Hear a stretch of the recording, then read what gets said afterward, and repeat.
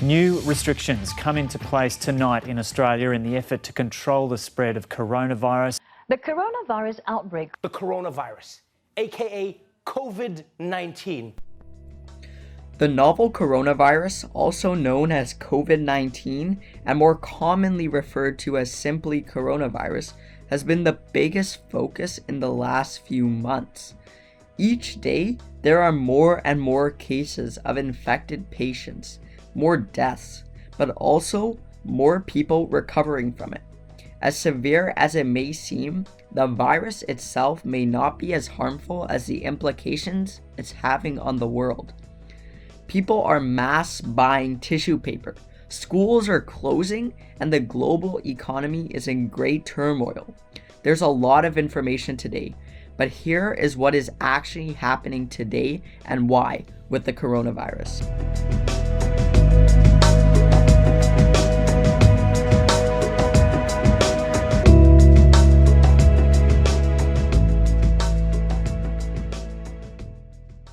As of today, there are 445,982 recorded cases of the coronavirus, with 112,043 who have recovered and 19,793 who have died, leaving 321,242 active cases. Now, you hear a whole lot about flattening the curve, the biggest key to our survival.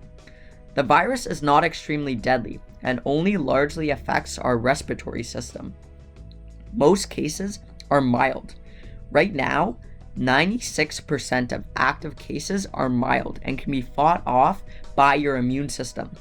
But for some people, especially elderly and those with pre-existing health conditions or those who smoke, may need assistance through ventilators.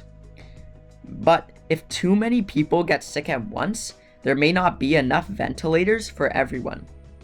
So, what do the curves of countries look like now?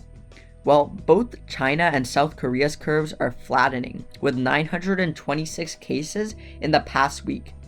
Despite Taiwan, Singapore, and Hong Kong's proximity to China, they have been able to keep cases to a low. But this point in the curve is where it starts to get scary. We have seen it with China, Italy, and Europe. And now that same pattern is seen with France, Germany, and the US. And even these countries have experienced more than 1,000 cases in the past week. Almost every country's curve is starting a steep increase. And although now most tests are coming back, we can all help lower the curve in our respective countries through actions like social distancing. Looking at the global economy and the workforce, many companies are starting to temporarily shut down or send their employees to work from home. For small business owners who can't afford to close their business, this has huge negative effects and impacts on their livelihood.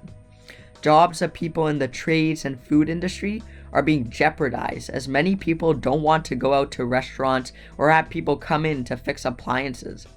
Uber Eats, however, has now cut their delivery fee to entice people to buy from local restaurants and support these small business owners, which is a great initiative by them.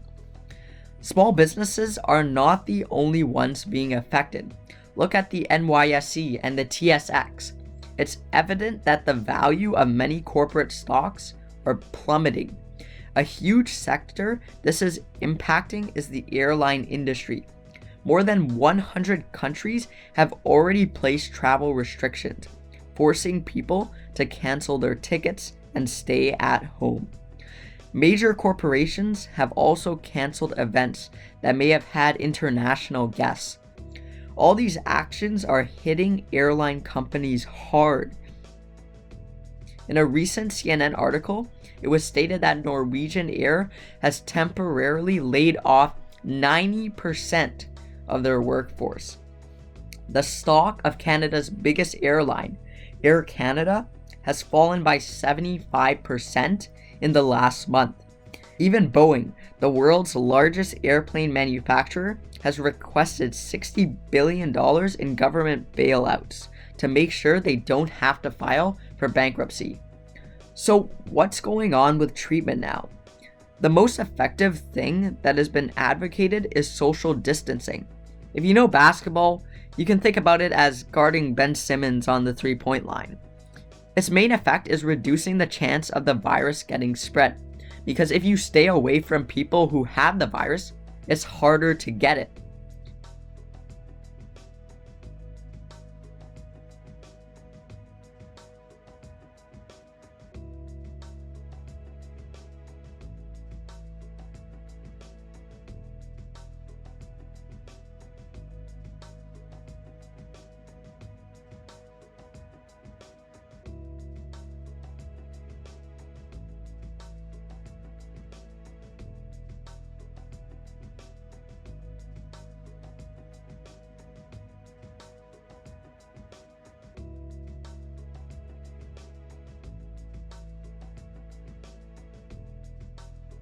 It is crucial if we want to keep the curve low, and it's going to have to go along for a while. See, Moderna Therapeutics have started clinical trials for their vaccine on 45 patients who do not have the virus. Currently, we are almost 30 days ahead of the hopeful plan for vaccine clinical trials, but it will still take a whole year for the trial to be completed. On top of testing the vaccine for side effects, dosage amounts, and ways it can be mass produced quickly to meet with the demand of people will also be tested. With the virus killing thousands, a bigger threat may be how people are reacting to this issue. When it comes to shopping for protection items, there are people buying all the stock and selling it for profit. A Tennessee man reportedly cleared local dollar stores, convenience stores, Walmarts, Home Depots, and Staples of sanitizing products and started selling them on eBay at a substantial markup. But when these e-commerce platforms started to ban this price gouging, he was left with 18,000 sanitizing products and nowhere to sell them.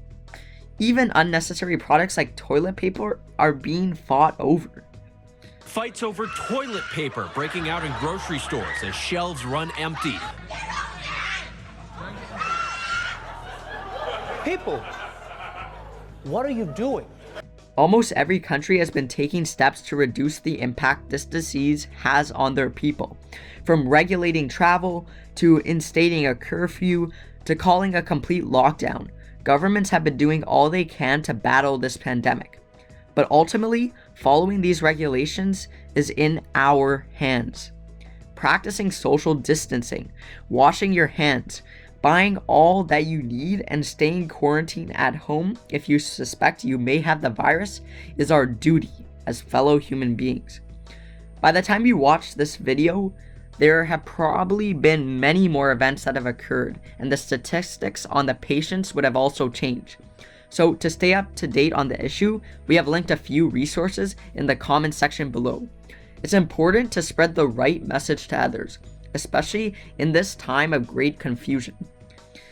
Being well educated and taking the correct measures are both necessary steps in overcoming this pandemic as a society.